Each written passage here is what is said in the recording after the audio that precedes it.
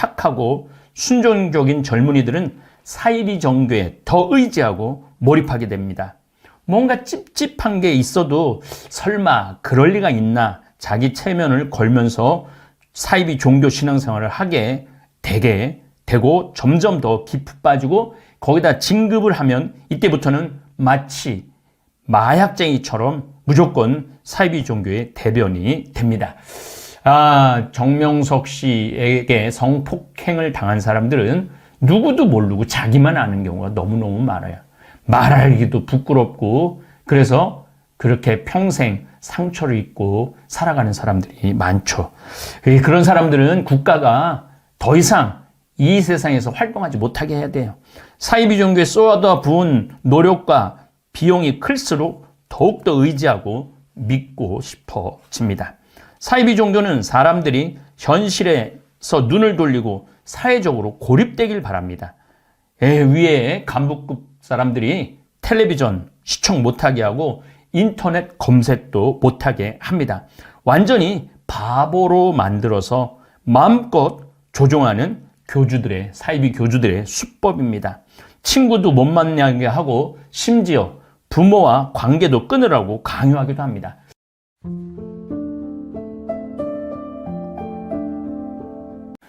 참미수님, 반갑습니다.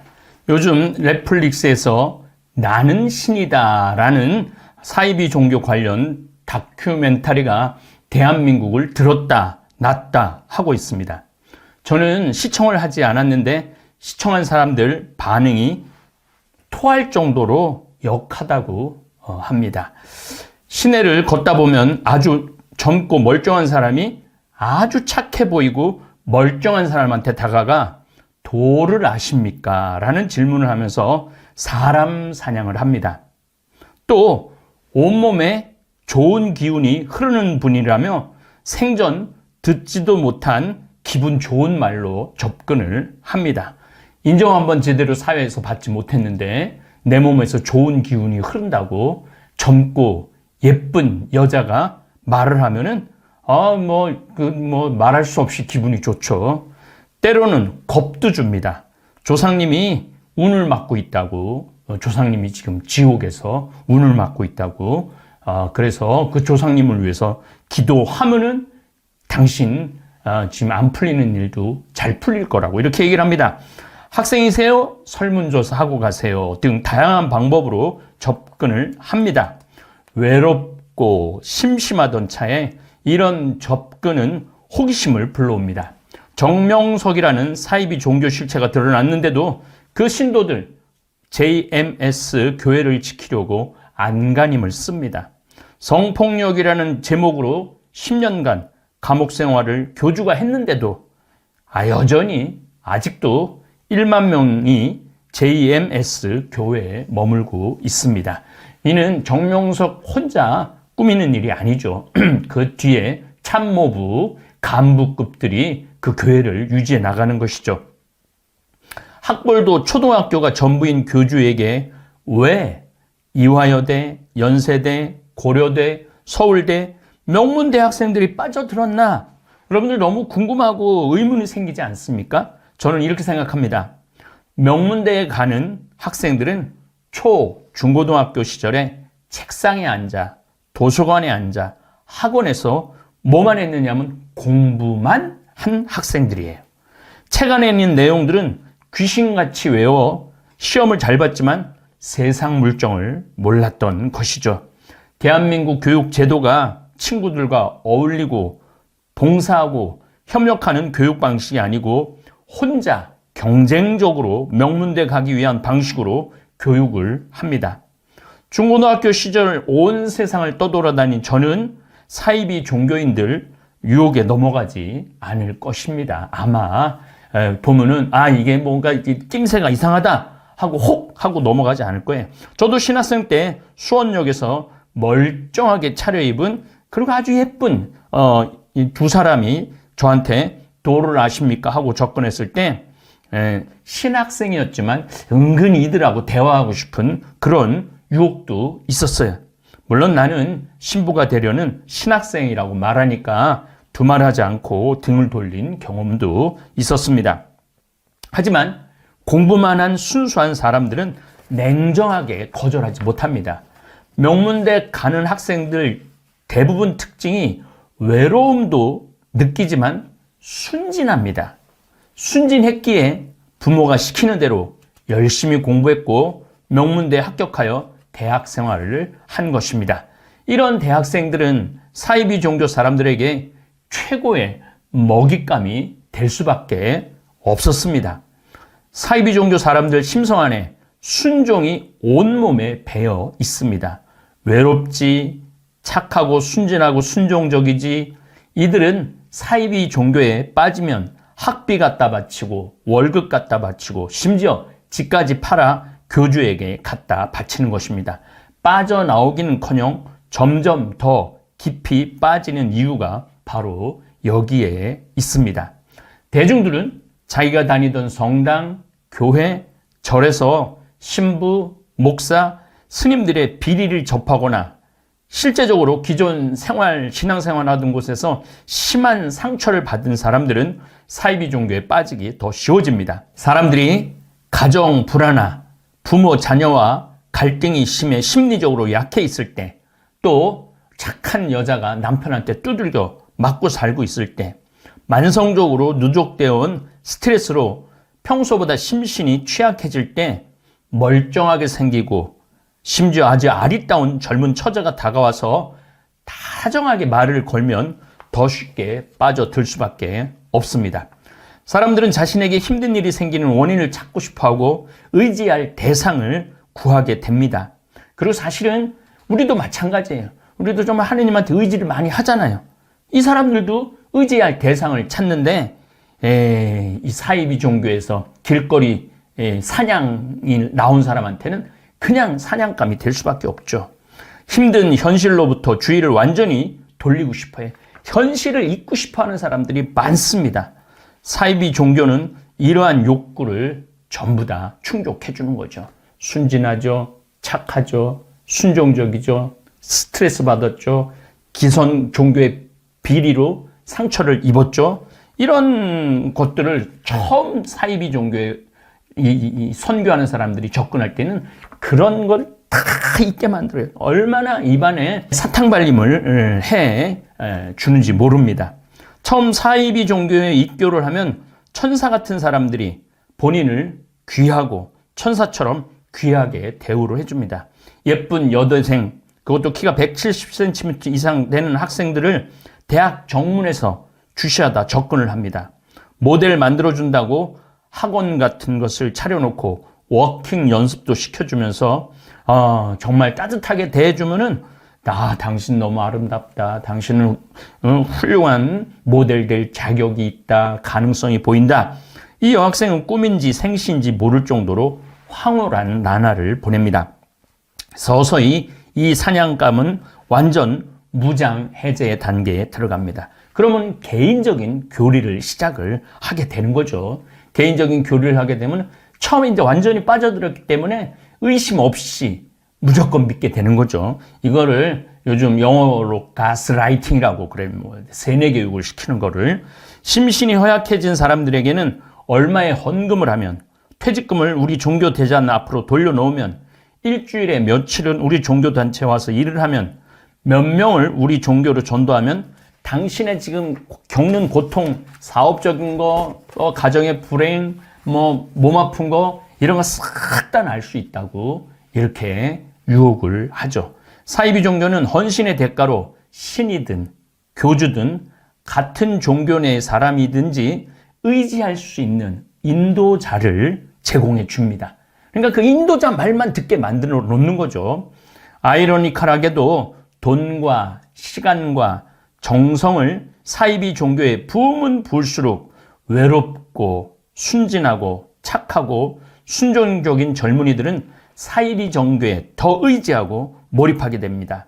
뭔가 찝찝한 게 있어도 설마 그럴 리가 있나 자기 체면을 걸면서 사이비 종교 신앙생활을 하게 되게 되고 점점 더 깊이 빠지고 거기다 진급을 하면 이때부터는 마치 마약쟁이처럼 무조건 사이비 종교의 대변이 됩니다. 정명석 씨에게 성폭행을 당한 사람들은 누구도 모르고 자기만 아는 경우가 너무너무 많아요. 말하기도 부끄럽고 그래서 그렇게 평생 상처를 입고 살아가는 사람들이 많죠. 그런 사람들은 국가가 더 이상 이 세상에서 활동하지 못하게 해야 돼요. 사이비 종교에 쏟아 부은 노력과 비용이 클수록 더욱더 의지하고 믿고 싶어집니다. 사이비 종교는 사람들이 현실에서 눈을 돌리고 사회적으로 고립되길 바랍니다. 위에 간부급 사람들이 텔레비전 시청 못하게 하고 인터넷 검색도 못하게 합니다. 완전히 바보로 만들어서 마음껏 조종하는 사이비 교주들의 수법입니다. 친구도 못 만나게 하고 심지어 부모와 관계도 끊으라고 강요하기도 합니다. 그래서 제가 본당 신부할 때도 그런 경험이 있었어요. 신천지인데 아예 신천지 안에 들어가서 살고 부모님도 만나면 안 된다고 그래갖고 그 엄마하고 오빠가 와서 나한테 통곡을 하고 울면서 우리 딸 저기서 꺼내야 되는데 신부님 어떻게 하면 좋으냐고. 근데 이미 이 로봇가 돼버렸어요. 그래서 교주가 조종하는 대로 되는 거죠.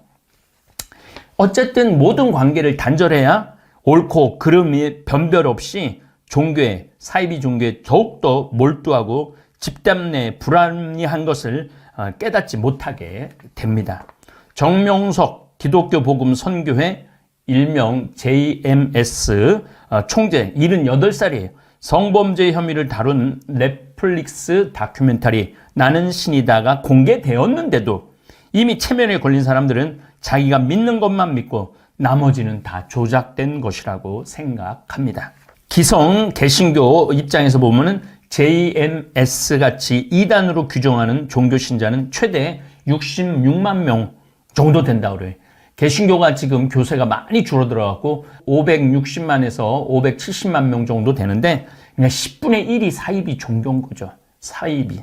그래서 사실은 우리 천주교가 정신 똑바로 차리고 더 올바른 길로 인도해 나가야 된다라는 저는 그런 사명감을 느낍니다.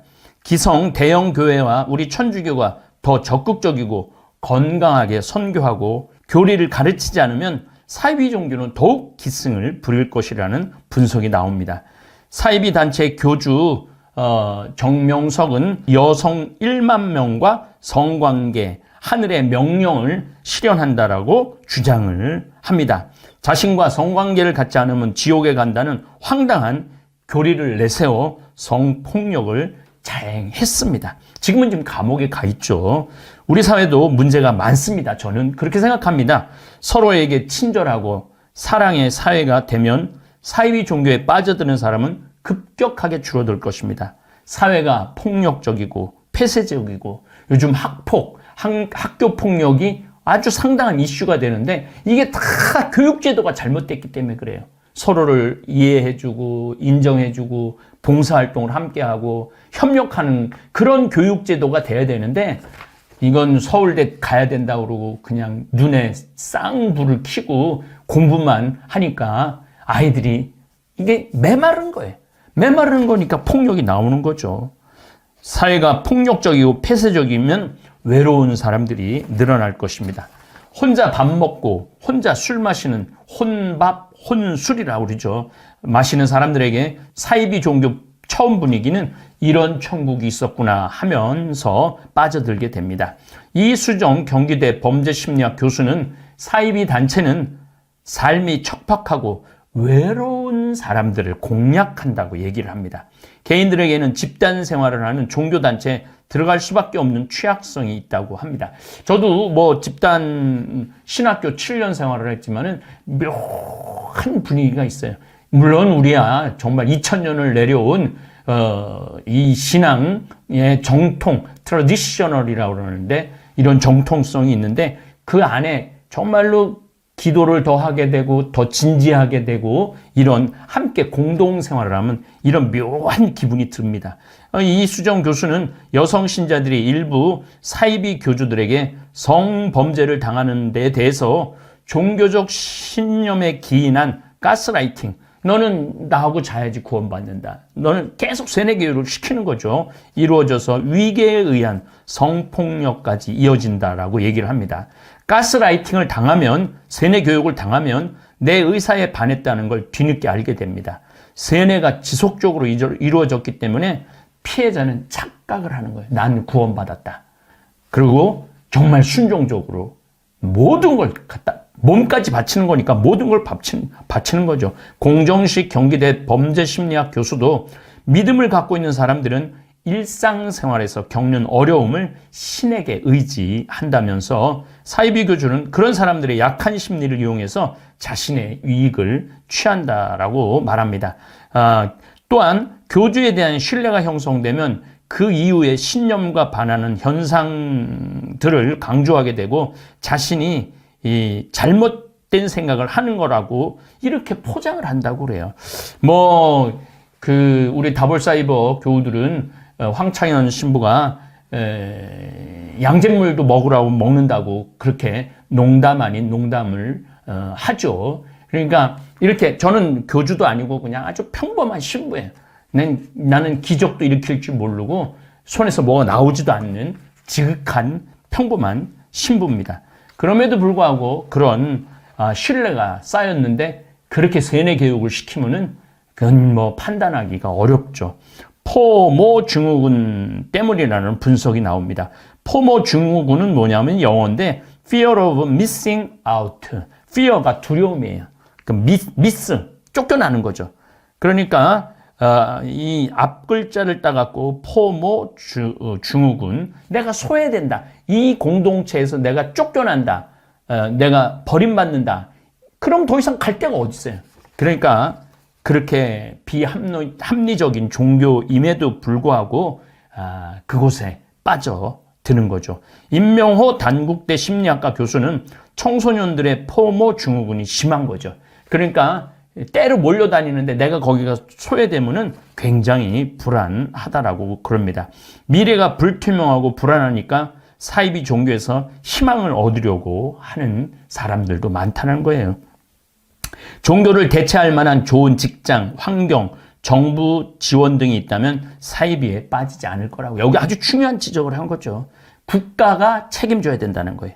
저는 사이비 종교에 빠져드는 것을 대한민국 정치인들, 종교인들, 교육자들, 또 자녀를 잘못 교육하는 부모들 책임이라고 생각을 합니다.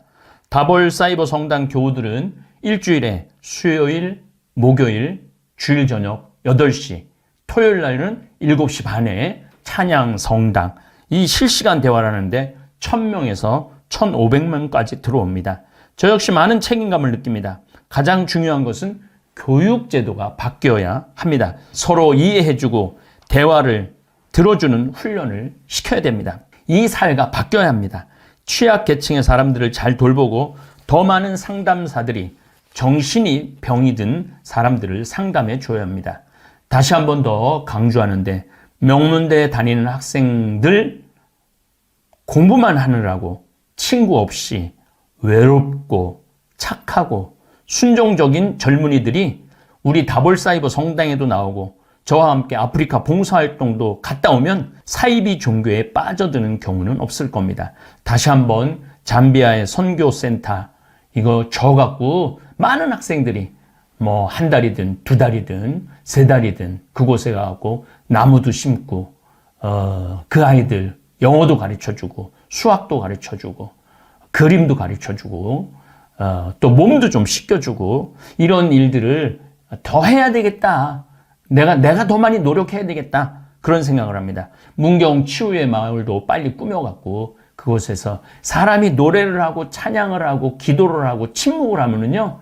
그러면은 또 거기 신부도 둘이나 있으니까 거기 가서 상담하고 그러면은 많은 치유가 될 것이라고 저는 생각을 합니다. 그래서 생태 마을을 더욱더 열심히 내가 꾸며나가야 되겠다라는 결심을 합니다. 나는 신이다라는 다큐멘터리를 접하면서 내가 잘 살아야 되겠구나. 남 탓할 거 없이 내가 지금 우리 다볼사이버 교우들 구독자가 30만 3천 명이에요. 결코 작은 공동체가 아닙니다. 지금 JMS는 10,000명밖에 안 돼요. 그 우리 다볼사이버 교우들은 그 JMS보다 30배 더 큰 규모의 공동체입니다. 그러니까 우리도 다볼사이버 교우들도 대한민국의 사회적 책임을 좀 느끼고 더 건강한 우리 다볼사이버 성당을 꾸려나가면은 더 많은 분들이 우리 50만 명, 100만 명 그렇게 되면은 빠져드는 사람이 없을 거라고 생각을 합니다. 외롭고 순진해서 그랬어요 라는 제목으로 번외특강 해드렸습니다. 우리 인간이 살아가면서 말처럼 중요한 게 없는 것 같아요. 이 식구들도 말이 통해야지 식구 같아요. 말이 안 통하면은 서로 남편하고 아내하고 말이 안 통하면은 서로 투명 인간처럼 지내게 돼 있어요. 사회도 말이 통해야 돼. 사회가 말이 안 통하면은 그 사회는 독재로 가는 거예요. 그래서 요즘 뭐 정치하는 분들이 입만 열면 소통이라는 말을 참 많이 하죠. 그게 좀 말이 좀 어려운데 말이 통하자 그 얘기죠. 나라도 마찬가지예요. 요즘 일본 사람들이 독도는 자기네 땅이라고 그러는데 이 말이 안 통하는 거야. 말이 안 통하는 거야. 예. 그래서 말이 안 통하면 집안도 붕괴되고 말이 안 통하면 사회도 붕괴되고 말이 안 통하면 국가들끼리도 전쟁을 하게 돼 있어요. 인간이라는 인류 역사상 인간에게 말처럼 중요한 건 없는 것 같아요. 또 이 말 한마디에 참 우리는 행복하기도 하고 불행하기도 합니다. 말 한마디에. 근데 이 또 말귀를 못 알아듣는 사람도 너무 많아. 아까도 말씀드렸지만 우리 생태마을에 전화해갖고 많은 분들이 그렇습니다. 거기 생태마을이죠? 네, 생태마을입니다. 생태 팔아요. 이런 분들 너무 많아요. 생태 팔아요. 그래서 우리는 생태 파는 데가 아닙니다. 그러면 그쪽에서 뭐라 그러냐면은 황태만 취급하세요. 그래요. 황태만 취급하세요. 그래서 우리는 생태 파는 데도 아니고 황태 파는 데도 아니고 천주교 피정집입니다. 그러면은 저쪽에서 뭐라고 그러냐면은 피족에만 취급하신다고요? 말귀 못 알아듣는 경우 참 많은 것 같아요. 그래서 서로 갈등이 생겨요. 똑같은 말을 듣고도 완전히 다르게 알아듣는 경우도 너무너무 많아요. 제가 이번 8월 달에 호주에 강의를 갔어요. 시드니하고 멜버른에. 근데 시드니 이제 강의가 끝나고 신부님이 뭐 블루 마운틴이라는 산을 구경을 시켜주겠대요. 그래서 이제 그 인꼬 부부 두 분이 운전을 하고 신부님하고 나하고 이제 블루 마운틴을 굉장히 멀더라고요. 블루 마운틴을 다녀서 오는데 거리가 또 뭐 공사를 해갖고 차도 막히고 뭐 이래갖고 형제가 운전을 쭉 하고 있는데 돌아오는 길에 형제가 막 졸더라고요. 근데 이 자매가 참 부부는 참 느낌이 딱 나는 조는지 몰랐는데 그 자매가 여보 지금 당신 졸리지? 그러니까 나 지금 깜빡 졸았어 그러더라고요. 그냥 호주에서 그냥 또 그냥 그러더니 아내가 여보 내가 운전할 테니까 당신 오늘 너무 많이 운전했으니까 뒤에서 좀 자. 그러고 난 다음에 조금 잠 깨면 다시 당신 운전하면 돼. 근데 이 자매가 사실은 좀 관절염이 있었어요. 그래갖고 손이 막 이렇게 퉁그러졌더라고요. 그러니까 뭐 다리도 아프고 막 아프니까 이 남편은 자기가 아무리 졸려도 아내 운전시키기가 싫으니까 자기가 운전을 한 거죠. 근데 이제 자매가 이제 운전대를 잡았는데 뭐 뒤에서 형제님이 막 코를 골고 주무시더라고요. 자매님하고 나하고 이제 두런두런 이런 얘기 저런 얘기 하고 그러는데 이제 해가 뉘엿뉘엿 졌어요. 근데 그날따라 보름달이 뜬 거야. 달이 너무 예쁘게 뜨더라고요.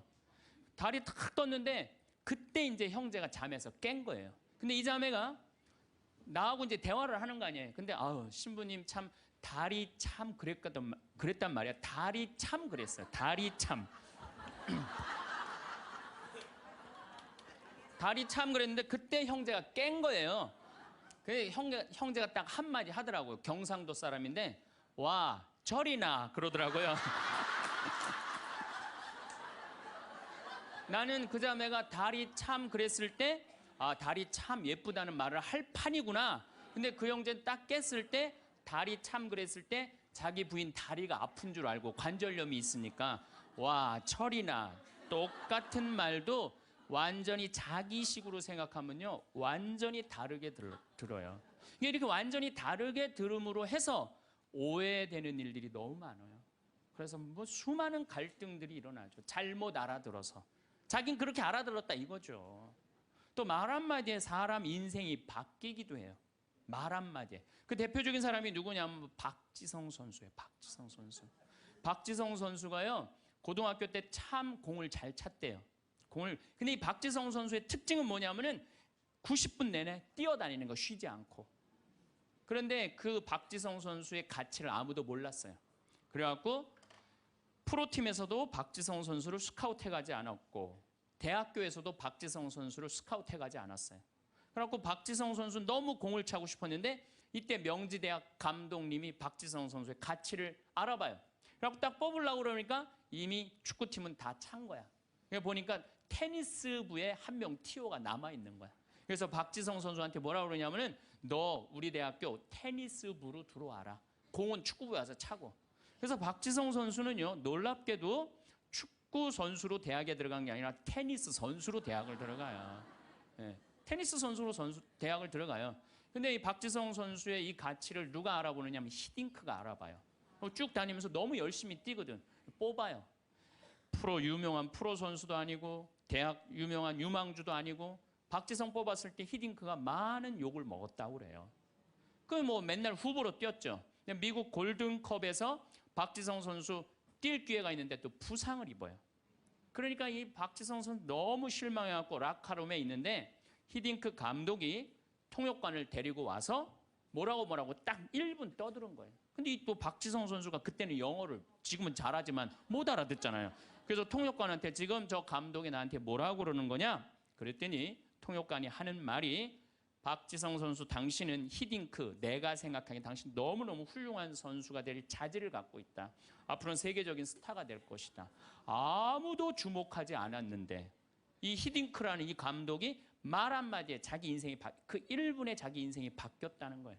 그 다음부터 플레이를 할 때 자신감을 가지고 플레이를 하기 시작했대요. 점점 박지성 선수의 가치가 드러나면서, 여러분들 이 포르투갈전 32강 마지막 경기 했을 때 박지성 선수가 이영표 선수가 공을 차고 가슴에 트래핑을 해갖고 딱 골인을 넣죠. 누구한테 제일 먼저 뛰어가죠? 그렇죠. 히딩크한테 탁 끌어안잖아요. 자기 인생의 멘토, 인생을, 운명을 바꿔준 사람이잖아요. 말 한마디에 사람이 운명이 바뀌는 거예요. 그래서 세계 최고의 맨유에 입단까지 하고, 박지성 선수는 맨유가 역사가 100년이 넘는데 200회 이상 출장한 92번째 선수가 돼요. 물론 지금은 저 팀을 이적을 했지만은 정말 아시아인으로서의 최고의 스타가 된 거죠. 세계적인 스타가. 근데 박지성 선수가 자기 자서전에 뭐라고 그러냐면, 그 히딩크 감독이 1분의 칭찬이 내 인생을 바꿔놨다고 얘기를 합니다. 그래서 우리가 말이라는 것처럼 중요한 게 없는 것 같아요. 근데 말에는 등급이 있어요. 말에는 등급이 있어요. 말에는 생명을 살리는 말씀을 하는 사람이 있어요. 말씀을. 또 좋은 열매를 맺는 말씨를 뿌리는 사람이 있어요. 또 입만 열면 상대방 기분 나쁘게 하는 말투를 던지는 사람이 있어요. 여러분들 마르틴 루터 킹 목사라고 아시죠? 예. 이분이 유명한 연설을 해요. I have a dream이라는 유명한 연설을 해요. 근데 그 연설 중에 한 구절이 참 제 마음에 와닿는 구절이 있어요. 나는 꿈이 있습니다. 나는 사람이 피부색으로 평가받지 않고 그 사람의 인격에 의해서 평가받는 세상이 오는 그런 꿈을 꾸고 그런 꿈이 있습니다. 이런 설교를 해요. 흑인이 1960년대 투표권도 없었던 그 사람들인데 지금은 어떻게 됐어요? 미국의 오바마 대통령이 탄생을 했잖아요. 이 명연설, 이건 정말 생명을 살리는 말씀이에요. 말씀. 또 내가 천주교 신자야. 나 사는 게 너무 힘들어. 그냥 사랑도 안 되고 사업도 안 되고 그냥 자식도 안 되고 다 안 돼. 죽어야 되겠다. 내가 이제 이렇게 사느니 차라리 죽는 게 낫다. 그래갖고 죽기 전에 그래도 내가 천주교 신자니까 마지막으로 미사 참여를 하고 죽어야 되겠다.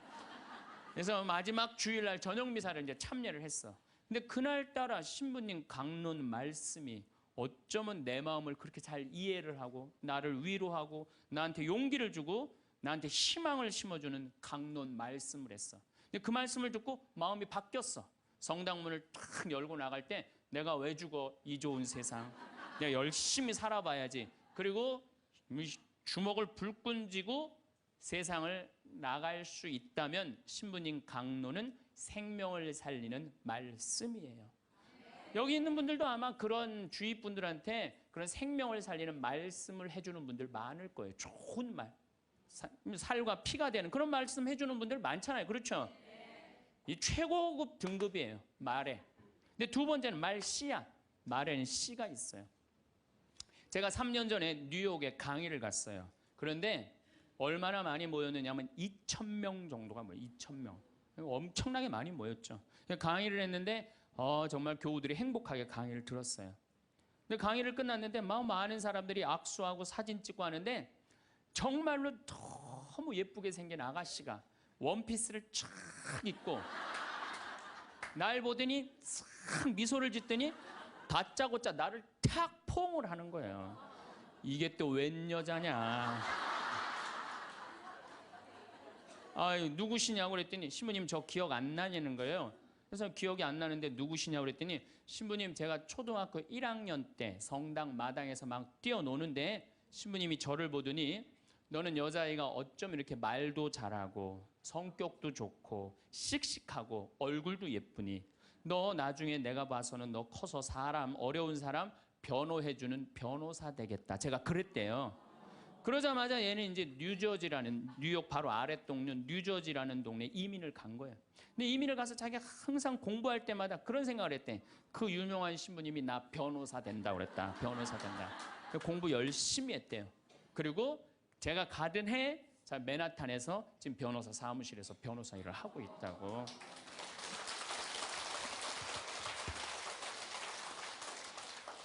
내가 무심결에 뿌린 씨인데 15년 후에 변호사라는 열매가 맺어지더라고요. 또 작년엔 제가 LA에 강의를 갔어요. LA라고 그러는 거 아니래요. LA라고 발음해야 되는데 LA라고. 예. 근데 LA에 강의를 갔는데 이번에는 더 많이 왔어요. 한 2,500명 정도가 왔어요. 강의가 끝나고 정말 수많은 분들하고 인사하고 악수하고 사진 찍고 하는데 이번엔 정말 잘생긴 남자아이야. 잘생긴 남자아이가 나한테 오더니 인사를 하는 거예요. 신부님 감사하다는 거예요. 그래서 뭐가 감사하냐고 신부님 제가 평택 비전동 본당에 있을 때 제가 초등학교였는데 신부님 그때 내 손가락을 보더니 너는 남자의 손가락이 이렇게 섬세한 걸로 봐서 너 나중에 커서 사람 살리는 수술외과 의사가 될 것 같다. 제가 그랬대요. 그러자마자 얘는 이제 LA로 이민을 간 거예요. LA로 이민을 간 거예요. 그래서 공부할 때 항상 손가락을 보고 그런 생각을 했대요. 이 손이 사람을 살리는 손이 된다. 공부 열심히 했대요. 그리고 자기는 지금 UCLA 의대 수술외과 집도의라고 감사하다고 신부님 덕에 내가 이렇게 좋은 의사가 돼서. 그래서 좀 깜짝 놀랐어요. 난 그렇게 말했던 기억이 안 나는데 우리가 어린아이한테 무심코 뿌린 씨가요. 그게 인생을 결정짓는 경우가 참 많아요.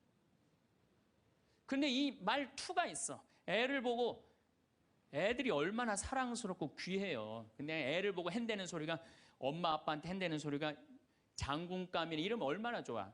얘 견적 많이 들겠다. 이 말투를 던지는 분들 참 많아요. 기분 나쁘게 말투 던지는 분들. 성당에도 보면은 입만 열면 기분 나쁜 말 하는 분들 계시죠? 네. 아니 신부님이 강론 때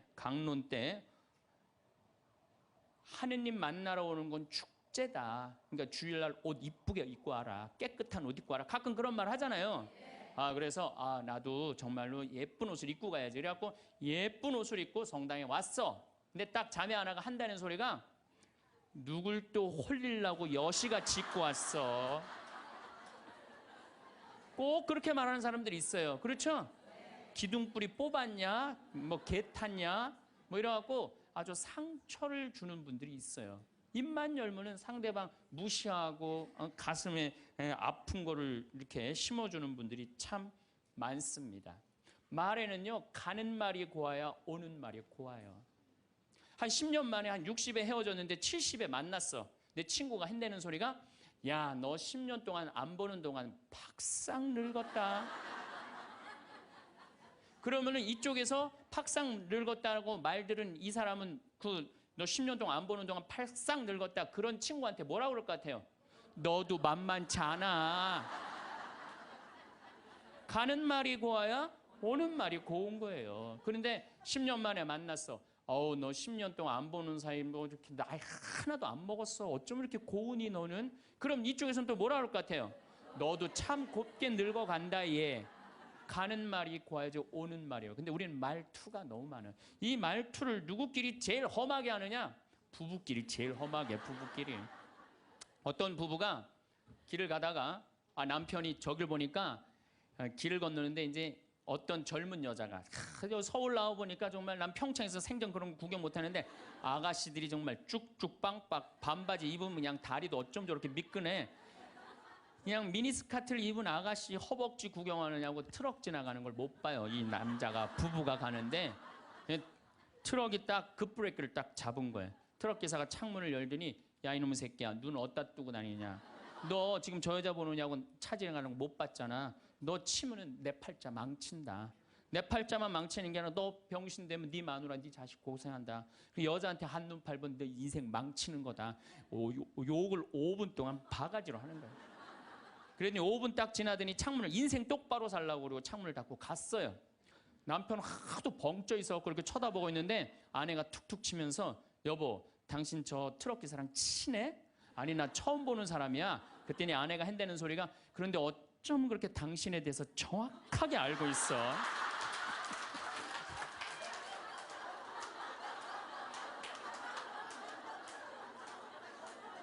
여러분들 그런 경우 많지 않아요? 남편한테 무슨 말을 하면 저 남편이 가슴 아플까?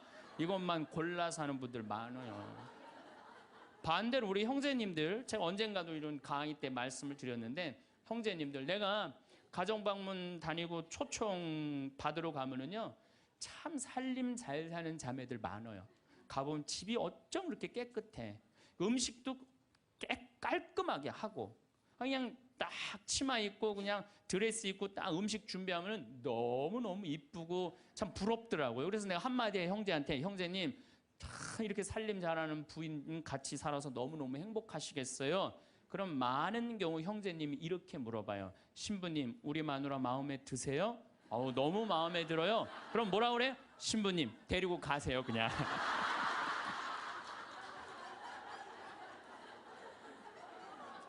말투야. 우리 마누라 신부님 마음도 예뻐요. 이렇게 얘기하면 얼마나 좋아. 근데 부부끼리 서로 상처나는 말을 골라서 해요. 골라서. 말투죠. 여러분들 자식들한테도 어때요? 애가 공부 좀 못하면 속상하잖아요. 뭐라 그래? 내가 너 같은 거 낳고 좋다고 미역국 끓여 먹은 내가 미친년이다. 엄마인데도 어쩜 그렇게 상처되는 말을 자식한테 골라서 할 수가 있어요?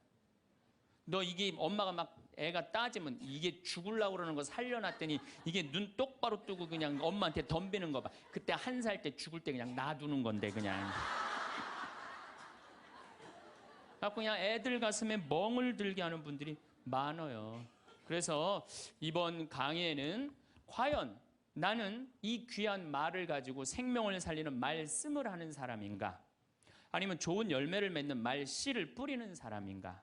아니면 입만 열무는 주위 사람들 가슴에 멍을 들게 하는 말투를 던지는 사람인가? 이 이야기를 3주에 걸쳐서 이야기를 나누고 싶습니다. 자, 30만 년 전에 지구에는 두 종류의 인간이 살았어요. 하나는 네안데르탈인. 이 네안데르탈인은 독일 네안데르탈이라는 계곡에서 발견한 인간의 뼈예요. 또 하나는 호모 사피엔스. 우리 조상은 호모 사피엔스예요. 황인종, 백인종, 흑인종. 우리 조상이에요.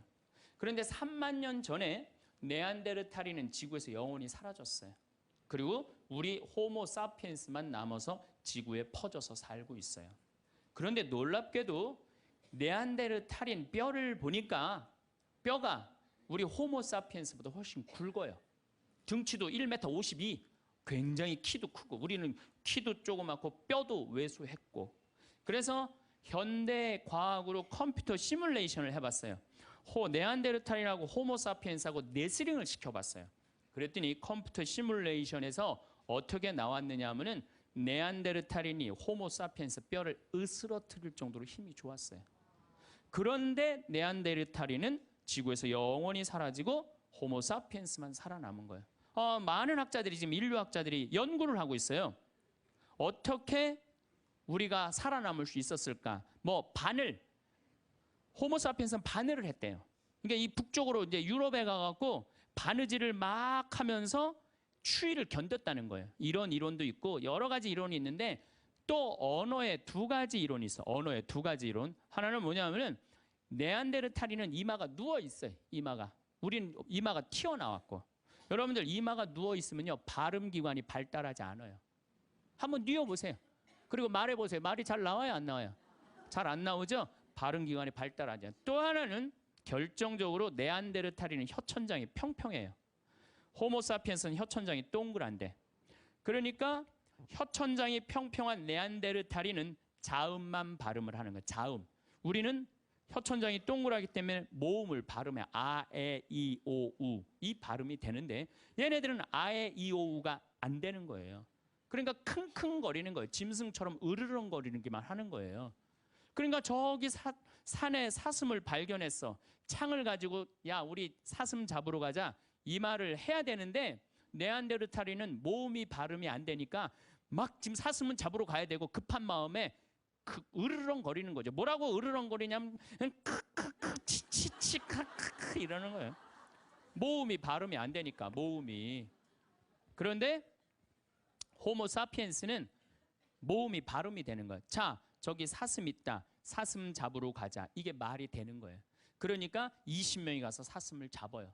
마지막에는 어떤 일이 벌어지느냐 하면 호모사피엔스가 네안데르탈인을 잡아먹어요. 네, 마지막으로는 잡아먹어요. 그래서 네안데르탈인은 지구에서 영원히 사라지고 호모사피엔스인 우리만 살아남은 거예요. 말이 통해야 된다는 거예요. 말이 안 통하면 죽는다는 거예요. 집에서도 부부끼리 말이 통해야 돼. 근데 여러분들 부부끼리 답답할 때 많죠? 말 안 통해갖고. 그럴 때 싸울 때 어떻게 싸워요? 크크크 치치치 크크크 이러고 싸우지 않아요? 싸울 때 보면은 그런 부부들 많아요. 그런 부부들. 그런데 기왕 하는 말인데 예쁘게 하면 어디 덧나요? 기왕 하는 말인데 예쁘게 하면 어디 덧나요? 그런데 2009년에 MBC에서 참 재미난 실험을 했어요. 한글날을 기해서 밥 있죠. 우리가 먹는 밥. 이 밥을 줘서 한쪽 아나운서들한테는 밥아 고마워 사랑해 보고 싶었어 이렇게 말하라고 그런 거예요. 근데 반대쪽 아나운서들한테는 밥한테 뭐라고 그러냐면 꼴배기 싫어 쳐다보기도 싫어 죽어버렸으면 좋겠어 이렇게 말하라고 그런 거예요. 그런데 한 달이 지나고 가서 봤는데 놀라운 일이 벌어진 거예요. 밥아 고마워 사랑해 너 때문에 내가 살아 이렇게 말한 밥은 향기가 나는 하얀 누룩이 핀 거예요. 그런데 쳐다보기 싫어 꼴배기 싫어 죽어버렸으면 좋겠어 이렇게 말한 밥은 미워 이렇게 말한 밥은 새카맣게 썩은 냄새가 나는 새카맣게 향기가 나는 누룩. 여러분들 쳐보세요. 그 실험이 나와요. 향기가 나는 누룩 완전히 썩어버린 밥. 밥도 고맙다 이쁘다 감사다 이러면 향기가 나는데 사람은 어떨 것 같아? 사람 내가 혼배를 한 200상 300상 정도 해줬어요. 200상 300상 정도 해줬는데 혼배를 할 때 내 느끼는 게 어쩌면 그렇게 신부들이 하나같이 다 이뻐. 안 이쁜 신부가 없어요. 안 이쁜 신부가. 왜 이쁠까요? 남자가 데이트할 때 뭐라 그래? 보고 싶었어. 사랑해. 난 너 없으면 난 안 될 것 같아. 난 너 없으면 죽을 것 같아. 난 네가 원하는 건 다 해줄 수 있어. 말해봐 원하는 거. 별을 따다 줄까? 달을 따다 줄까? 그럼 여자가 반짝반짝 웃어요 안 웃어요? 반짝반짝. 그 상태에서 결혼하는 거예요. 그래서 신랑 신부들을 보면 그렇게 예쁘고 잘생겨요.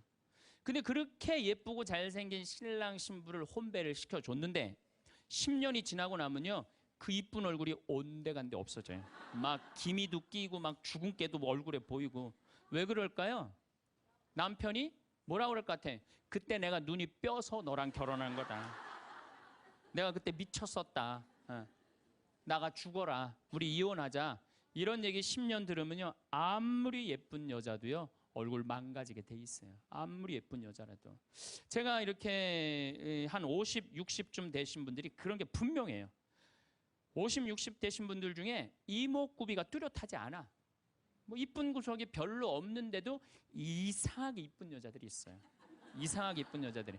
그런 여자들은 어떤 여자들일까요? 남편이 당신 어쩜 가면 갈수록 어쩜 더 이뻐져. 우리 색시가 세상에서 난 제일 이뻐. 당신 사랑해. 고마워. 이런 얘기 20년 들으면은요, 이목구비가 뚜렷하지 않아도요, 이상하게 이뻐져요. 그런데 쌍꺼풀도 분명하고 코도 오똑하고 입술도 도톰한데 50, 60 되신 분들 중에 무섭게 생긴 분들이 계세요.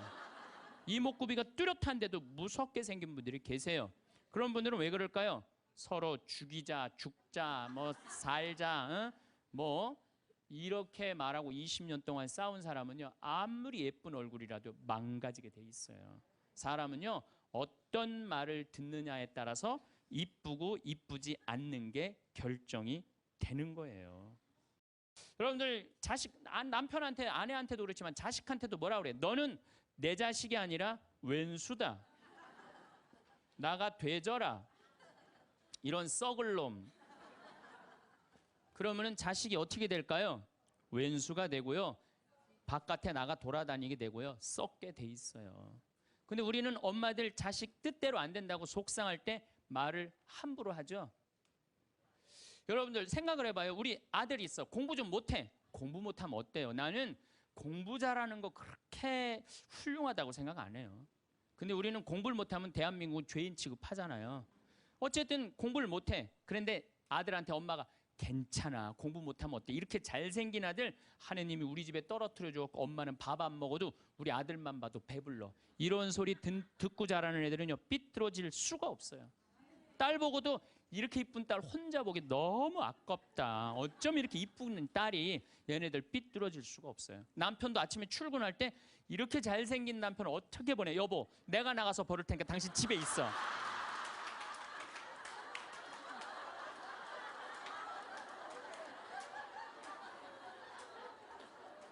이러면은요, 남자가 돈 벌러 나갈 때 어깨 당당하게 피고 나가요. 근데 남편 출근할 때 뒷꼭지 대고 오늘 그 돈 안 갖고 들어오려면 집에 들어올 생각 꿈도 꾸지 말라고.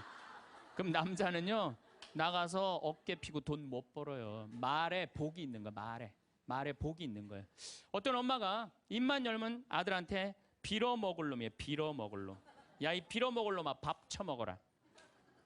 근데 초등학교 1학년 때 반에서 1등을 했어. 근데 엄마가 한다는 소리, 빌어먹을 놈 공부 잘하네? 삶이 힘들었나 봐요. 서울대 법대를 합격을 했어. 그랬더니 엄마가 한다는 소리, 우리 빌어먹을 놈 드디어 큰일 해냈네. 근데 엄마는 그리고 돌아가셨어요. 돌아가셨는데 이 아들이 사법고시를 아무리 봐도 안 되는 거예요. 회사에 원서를 넣어도 안 되고 선을 봐도 퇴짜 받고 잘생기고 서울대 법대 나왔는데. 그래서 이상원이라는 그 장명하는 사람한테 가서 물어봤어요. 내 인생이 왜 이러는지 나 모르겠다고. 당신 쭉 살아오면서 무슨 얘기를 많이 듣고 살았느냐? 가만히 생각해보니까 엄마가 입만 열면은 빌어먹을 놈이라고. 그러니까 이 사람은 잘 안 되니까 동료 판사, 변호사, 검사한테 빌어먹기 시작한 거예요. 그게 당신 인생의 몸에 밴 거다. 내가 당신 관상을 보니까 당신은 빌어먹을 놈이 아니라 벌어먹을 상이다. 벌어먹을 상이다. 그래, 내가 왜 빌어먹을 놈이야? 내가 서울대 법대까지 나왔는데. 과외를 시작했어요. 과외를 시작했더니 애들이 너무너무 많이 모이는 거예요. 그래서 학원을 했어요. 학원을 했더니 돈을 너무 많이 버는 거예요, 서울에서. 그랬더니 예쁜 색시가 시집을 오고 지금은 딸 둘을 낳고 행복하게 벌어먹고 살고 있대요.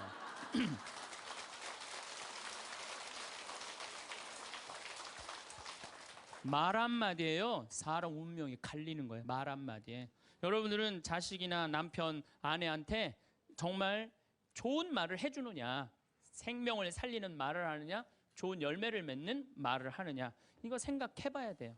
여러분들 친구 집에 음식점에 갔어. 음식점에 가서 친구한테 요즘 장사 잘 돼? 그랬더니 친구가 한다는 말이 이명박 정부 들어부터 되는 게 하나도 없어. 이러다가 망할 것 같아, 망할 것 같아. 꼭 남 탓하는 사람 있잖아요. 똥파리만 날려, 똥파리만. 근데 또 다른 친구 식당에 갔어요. 그랬더니 다른 친구가 장사 잘 돼?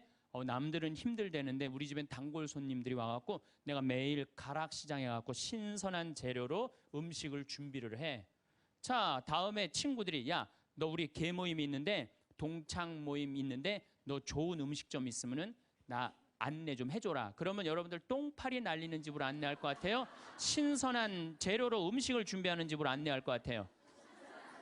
그렇죠. 말에는요 복이 있게 돼 있어요.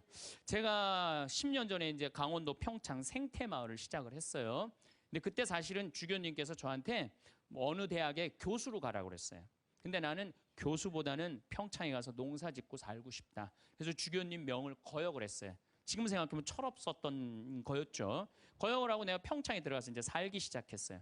평창에 들어가서 살기 시작했는데 주교님이 반대한 거 아니에요. 평창에 가서 사는데 1년에 한 번 이제 주교님한테 신년 하례식 할 때 주교님이 물어봐요. 황 신부 거기 살만해? 너무 행복해요. 제가 이제 첫해 매주 뛰어갖고 된장, 간장, 고추장 판매하잖아요. 그럼 뭐 저기 뭐야 찾아오는 사람이 있어요. 팔릴 거 아니에요. 황 신부 그 저기 뭐야 농산물 많이 팔려? 너무 많이 팔려요. 황 신부 거기 사람들은 많이 와? 첫 해는 개미 새끼도 안 왔어요. 알아야지 올 거 아니에요. 근데 내가 뭐라 너무 많이 와요. 저는 제가 생태마을에 살면서 한 번도 생태마을이 사는 게 힘들다, 지겹다, 나 빨리 본당 내보내줘라 그런 소리 한 적이 한 번도 없어요. 그리고 내가 방송에 나가서든 어디 강의 가서든 나는 평창에 사는 게 너무 행복하다. 밤하늘에 별도 예쁘고 요즘은 또 이 물이 풍부해갖고 아침에 물 한 개가 피면요 아침에 일어나면 기가 막혀요. 예. 내가 좋다 아름답다는 얘기만 하니까 강의 듣는 사람들이 무슨 생각할 것 같아요? 한번 가봐야지. 한번 가봐야지. 그러니까 첫 해는 1000명 정도밖에 안 왔는데 작년에는 3만 명이 오르더니 올해는 4만 명까지 지금 왔어요. 4만 명. 사람들이 너무 많이 오는 거예요. 말이 뭐를 불러일으켜? 복을 불러일으키는 거, 복을. 근데 우리 직원들한테도 올 연초에도 회의할 때 그랬어요. 올해 느낌이 너무 좋아. 대박 터질 것 같아.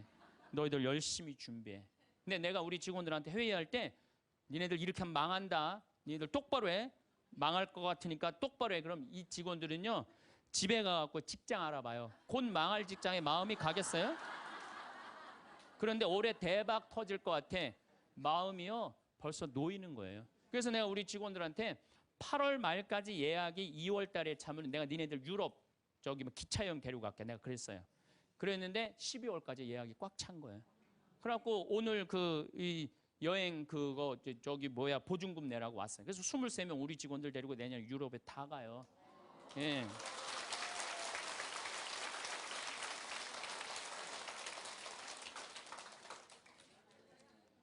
제 신조는 그달에 번 건 그달에 다 쓰자. 이게 제 신조예요. 예. 올해 번 거는 올해 다 쓰자. 이게 내 신조예요. 그러니까 내가 행복하다, 많이 온다, 많이 판매된다.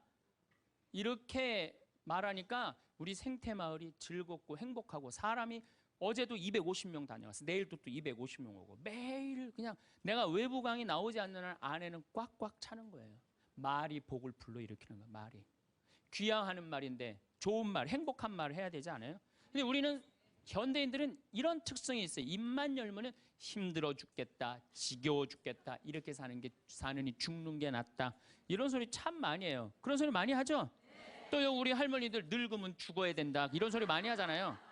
죽으면서 그런 소리 하면은 이쁘긴 한데 죽지도 않으면서 그냥 늙으면 죽어야 된다. 우리 어머니가 60 넘어서 딱 뭐라 그러셨어요? 아유, 늙으면 죽어야 돼. 깜짝 놀랐어요. 내가 효도할 때가 됐는데 벌써 돌아가시면 어떡해. 그래갖고 나는 신부 5년 휴가 동안 정말 거의 내 모든 휴가는 어머니 아버지를 위해서 썼어요. 뭐 성주순례, 이스라엘, 뭐 그다음에 또 무슨 뭐 우리나라 좋대는데 금강산, 무슨 백두산 다 모시고 갔다 왔어요. 죽는다니까 빨리 갔다 와야 될 거 아니에요. 빨리 갔다 와야 될 거 아니야. 그런데 그렇게 60 넘어서 늙으면 죽어야 돼 그 소리를 했는데 깜짝 놀랐는데 요즘은 그 소리 들으면 신경질 난다니까요. 그 소리 하신 지 20년이 지났어요. 20년. 갈 생각을 안 하세요. 아버지는 피부가 더 뺑뺑하고 어머니도 더 고와지세요. 예. 그러니까 죽지도 않을 거면서 힘들어 죽겠다, 지겨워 죽겠다, 사는 게 지겹다. 이게 말이 안 된다는 거죠. 복을 차는 거예요. 여러분들 뭐 2년 전인가 우리 서울교구 시각장애우들 100분이 우리 생태마을에 오셨어요. 정말 그분들 기쁘더라고요. 그래서 내가 뭐가 그렇게 기쁘냐 그랬더니 신부님 우린 눈에 뵈는 게 없어서 행복하다고. 눈에 뵈는 게 없어서 행복하다고. 그런데 그분 네 분이 여러분들 제가 시각장애우들이랑 1년을 같이 살았어요. 상계동에서 1년을 살았는데 너무 잘 알아요. 그분들 뭐 젓가락 비비는 거 뭐 노름도 다 해요. 할 거 다 해요. 예, 뭐 별걸 다 하는데 시각이 이게 어렸을 때 열이 너무 나갖고 시각을 잃어버리는 경우 많거든. 그땐 눈알을 빼요. 이 눈알이 있는 분들이 있고 아예 알을 빼는 분들도 있어요. 근데 이 눈알을 빼면 중증들이에요. 중증들. 눈이 있어도 흐릿하게 보이는 분들도 있어요. 근데 이 눈알을 뺀 내 형제가 우리 생태마을 그 데크 강이 내려다보는 데크에 서서 이렇게 말하는 거예요. 야 베드로야, 내가 50년 동안 우리나라 참 많이 다녀봤는데 이렇게 경치 좋은 데는 처음 본다.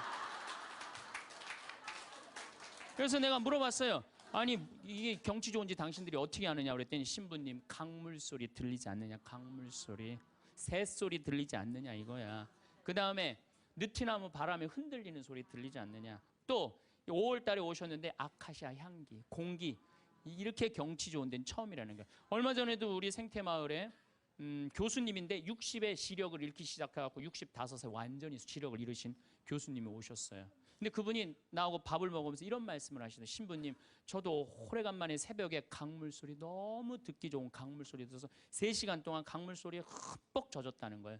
그리고 새벽에 새가 우는데 너무 자기 오래간만에 행복했다고.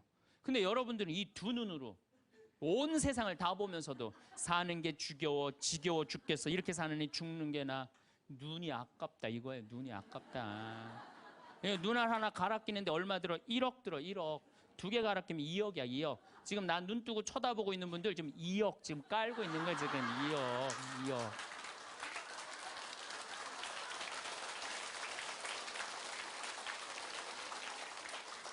심장 하나 갈아 끼는데 5천, 간 갈아 끼는데 7천, 신장 갈아 끼는데 3천이에요. 그럼 이거 3억 5천이에요. 3억 5천.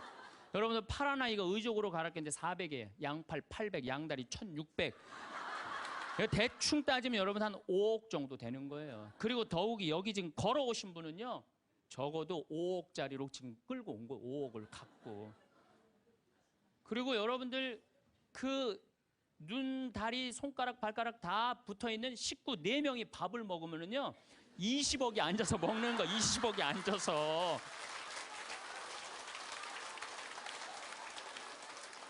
아니 20억이 앉아서 먹으면서 사는 게 지겹다, 이렇게 사는 게 죽는 게 낫다.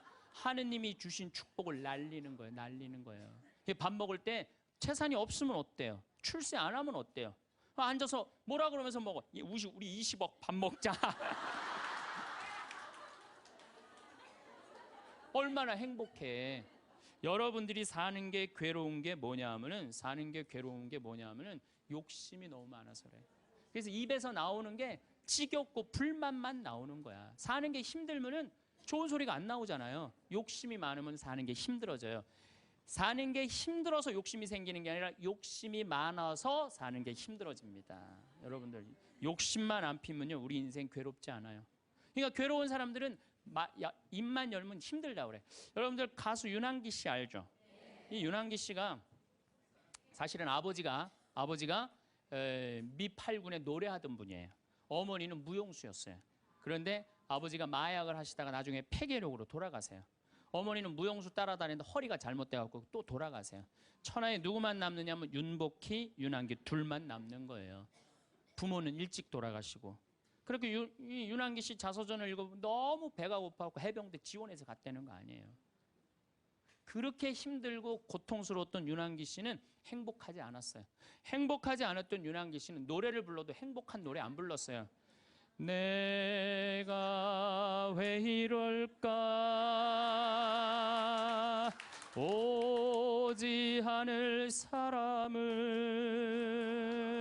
어디서 어디선가 웃으면서 와줄 것만 같은데.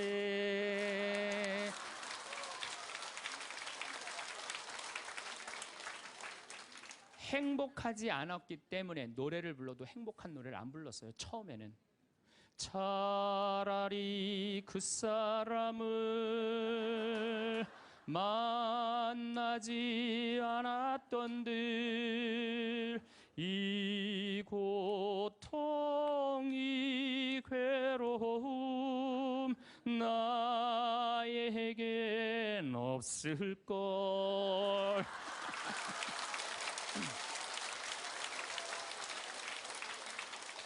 행복하지 않았기 때문에 노래도 행복한 노래가 안 나왔던 거죠. 나는 어떡하라고 이런 노래만 불렀어요. 이런 노래만. 예. 너무합니다. 이것도 김수희 씨가 불렀지만 곡은 윤한기 씨가 쓴 거예요. 전부 행복한 곡이 하나도 없었어요. 근데 76년에 윤한기 씨는 하나님을 믿기 시작해요. 76년에 하나님을 믿기 시작해요. 그러면서 삶이 바뀌기 시작해요. 79년에 윤한기 씨, 윤복희 씨가 사랑이 뭐가 잘못되고 굉장히 괴로워해요. 그때 동생을 위해서 이사야전서 37장을 묵상하다가 갑자기 곡을 하나 써요. 여러분들 너무너무 잘 아는 요즘 저기 나가수에서도 유명한 내가 만약 외로울 때면 내가 위로해 줄게. 이게 무슨 소리냐면 내가 만약 외로울 때면 하느님인 내가 너를 위로해 줄게. 그 노래예요. 그 노래. 이게 1절은 한국어 가사가 2절은 영어 가사인데 1절은 그때 하느님이라는 단어를 쓸 수 없었지만 2절에는 하느님이라는 단어를 써요. 너는 나의 영원한 노래야. 야훼는 나의 영원한 노래, 영원한 기쁨이다 이거예요. 내가 외로울 때 누가 위로해 주지? 주님께서 위로해 준다 이거예요. 그리고부터 이 두 분은 인생이 바뀌어요. 이 이후로 윤한기 씨 자서전을 읽어보면 슬픈 노래를 하나도 안 불렀다고 그래요. 아까도 이야기했지만 나는 행복합니다. 나는 행복합니다. 나는 행복합니다. 정말 정말 행복합니다. 그 다음 가사가 뭐냐면 기다리던 그날이 왔어요. 어깨를 활짝 펴고 우리 함께 웃어봐요. 즐겁게 살아봐요. 그런 내용이에요. 그리고 지금 윤한기 씨는 무슨 일을 하고 있느냐. 나이가 70이신데 개신교 예술신학교 목사님 총장 역할을 지금 목사님으로 20년 이상을 살면서 세상 사람들한테 행복을 얘기해줘요. 청승을 떨면서 노래를 불렀을 때하고 기쁨을 가지고 노래를 불렀을 때하고 인생이 바뀐다 이거예요. 인생이. 그러니까 여러분들도 제발 성가 좀 청승 좀 떨지 말고 불러라. 네, 청승 좀 떨지 말고 해라. 그런데 이게 누구끼리 제일 서로 죽이는 말을 많이 하느냐? 복을 이제 서로 빌어줘야 되는데 복을 빌어줘야 되는데 누구끼리 제일 많이 아픈 말을 하느냐면 부부끼리 제일 많이 아픈 얘기를 많이 해요. 근데 참 나도 남자지만은 여자 참 이해하기 힘든 존재예요. 여자 이상하고 요상하고 괴상하고 아주 복잡하고 나만 그런 줄 알았더니 스티븐스 호킹스 박사라고 있어요. 스티븐스 호킹스 박사. 이 사람이 나이가 71인데 작년에 뭐라고 그랬냐면은 자기는 140억 년 전에 우주에서 벌어진 일도 다 아는데 자기는 아직도 여자의 95%를 이해를 못 하겠다고 그래요. 아니 그 유명한 사람도 95%를 이해를 못 하겠다고 그러는데 나는 더 모르죠. 네. 여자를 이해하지 못하니까 여자한테 폭력을 쓰는 거예요. 제가 신학교 1학년 때 주일학교 중고등학교 아이들을 데리고 한 20명 정도를 데리고 200명 정도를 데리고 여름 캠프를 갔어요. 우리 때는 4박 5일 가고 그랬어요. 섬강이라는 데를 갔는데 애들이 이제 수요일 날 이제 세 번째 날 전부 이제 강에 들어가는 프로그램이야. 근데 여선생 하나가 고개를 꼬고 안 들어가는 거예요. 그래갖고 아니 다 들어가는데 저 선생은 왜 저 물에 안 들어가느냐. 저 선생 프로그램에 참여시켜라. 빨리 집어넣어라. 그랬더니 다른 선생님들이 어디 학사님 안 된다는 거예요. 저 선생님 오늘 그날이라는 거예요. 그날.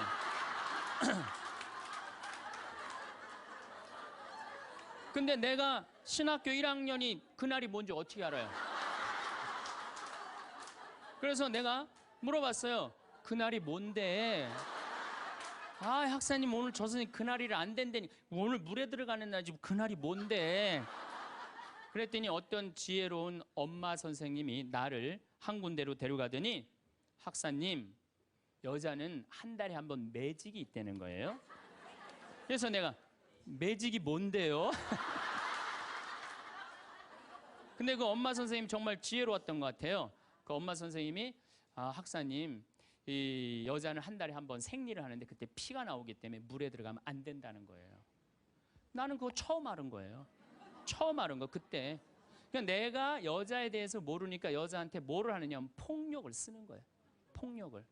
근데 이런 일들이 집안에서 수도 없이 일어나요. 남자는 여자를 이해하지 못해서 폭력을 쓰고 여자는 남자를 이해하지 못해서 폭력을 쓰고 그래서 서로 답답하다고 싸울 때 보면 크크크 치치치 크크크 이러고 싸워요. 말이 안 통한다고.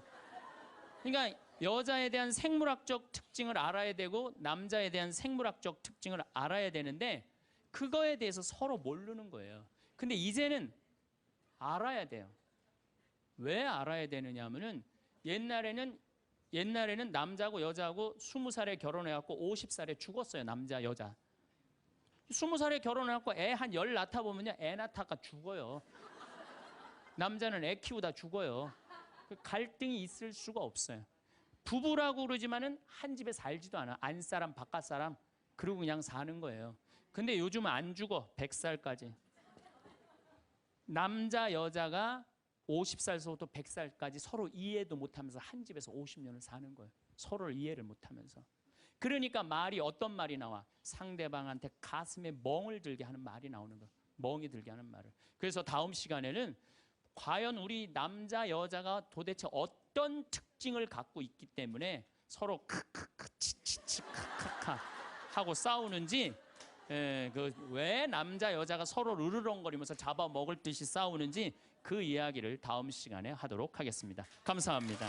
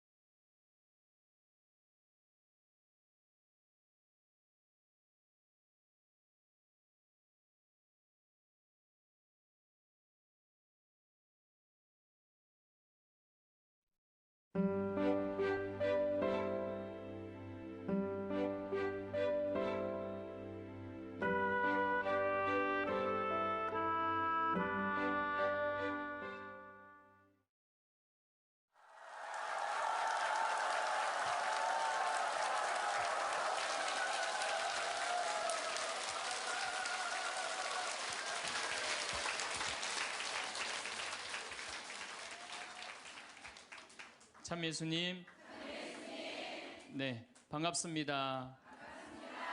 네, 오늘은 생명을 살리는 말씀이라는 주제로 강의를 하도록 하겠습니다.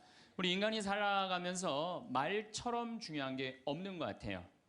이 식구들도 말이 통해야지 식구 같아요. 말이 안 통하면은 서로 남편하고 아내하고 말이 안 통하면은 서로 투명 인간처럼 지내게 돼 있어요. 사회도 말이 통해야 돼. 사회가 말이 안 통하면은 그 사회는 독재로 가는 거예요. 그래서 요즘 뭐 정치하는 분들이 입만 열면 소통이라는 말을 참 많이 하죠. 그게 좀 말이 좀 어려운데 말이 통하자 그 얘기죠. 나라도 마찬가지예요. 요즘 일본 사람들이 독도는 자기네 땅이라고 그러는데 이 말이 안 통하는 거야. 말이 안 통하는 거야. 예. 그래서 말이 안 통하면 집안도 붕괴되고 말이 안 통하면 사회도 붕괴되고 말이 안 통하면 국가들끼리도 전쟁을 하게 돼 있어요. 인간이라는 인류 역사상 인간에게 말처럼 중요한 건 없는 것 같아요. 또 이 말 한마디에 참 우리는 행복하기도 하고 불행하기도 합니다. 말 한마디에. 여러분들 내가 결혼 생활을 하고 한 60 환갑잔치를 하는데 남편이 술 한 잔 딱 먹고 하는 말이 여보 당신 우리 집 시집 와줘서 너무 고마워. 당신 시집 오고부터 우리 집 형편이 폈어. 아멘.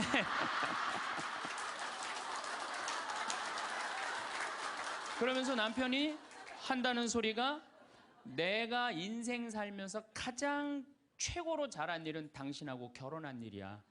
그러면은 60평생 고생하고 힘들었던 그 모든 것이 위로가 됩니까? 안 됩니까? 위로가 되죠? 그런데 또 말 한마디에 사람 죽이고 싶을 때가 있어요. 남편이 그냥 환갑 때 탁 술 먹고 한다는 소리가 네가 시집 오고부터 우리 집 되는 일이 하나도 없었어. 그러면은 아침부터 일어나갖고 그 새벽에 일어나갖고 밥 해주고 빨래 해주고 애들 키워줬는데 되는 일이 하나도 없다 그러면은 정말 30년의 세월이 한순간에 날아가 버리잖아요. 말 한마디에요 사람이 행복하기도 하고 말 한마디에 사람이 불행하기도 한 거예요. 근데 이 또 말귀를 못 알아듣는 사람도 너무 많아. 아까도 말씀드렸지만 우리 생태마을에 전화해갖고 많은 분들이 그렇습니다. 거기 생태마을이죠? 네, 생태마을입니다. 생태 팔어요. 이런 분들 너무 많아요. 생태 팔어요. 그래서 우리는 생태 파는 데가 아닙니다. 그러면 그쪽에서 뭐라 그러냐면은 황태만 취급하세요. 그래요. 황태만 취급하세요. 그래서 우리는 생태 파는 데도 아니고 황태 파는 데도 아니고 천주교 피정집입니다. 그러면은 저쪽에서 뭐라고 그러냐면은 피족에만 취급하신다고요? 말귀 못 알아듣는 경우 참 많은 것 같아요.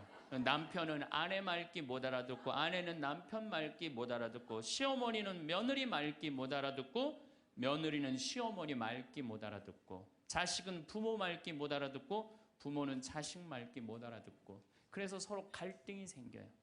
똑같은 말을 듣고도 완전히 다르게 알아듣는 경우도 너무너무 많아요. 제가 이번 8월 달에 호주에 강의를 갔어요. 시드니하고 멜버른에. 근데 시드니 이제 강의가 끝나고 신부님이 블루 마운틴이라는 산을 구경을 시켜주겠대요. 그래서 이제 그 인꼬 부부 두 분이 운전을 하고 신부님하고 나하고 이제 블루 마운틴을 굉장히 멀더라고요. 블루 마운틴을 다녀서 오는데 거리가 또 공사를 해갖고 차도 막히고 이래갖고 형제가 운전을 쭉 하고 있는데 돌아오는 길에 형제가 막 졸더라고요. 근데 이 자매가 부부는 참 느낌이 딱 나는 조는지 몰랐는데 그 자매가 여보 지금 당신 졸리지? 그러니까 나 지금 깜빡 졸았어 그러더라고요. 그냥 호주에서 그냥 또 그냥 예.